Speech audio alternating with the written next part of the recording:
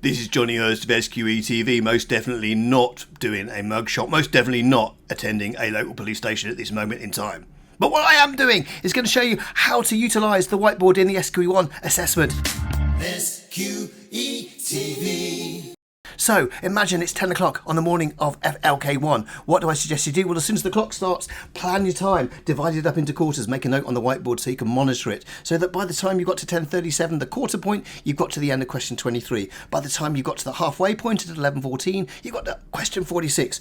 The three-quarter point, you should got to question 68. And by 12:28, with 5 minutes to go, you completed the full 90 questions, which should give you 5 minutes to go over any questions that you weren't sure about. Utilise the whiteboard also for ticking and crossing the options as you go along, as you accept and reject them. Means that you can utilise the rest of the whiteboard for making notes in order to represent the fact pattern into diagrams to make sense of what's going on. That's how I would use the whiteboard. What would you do?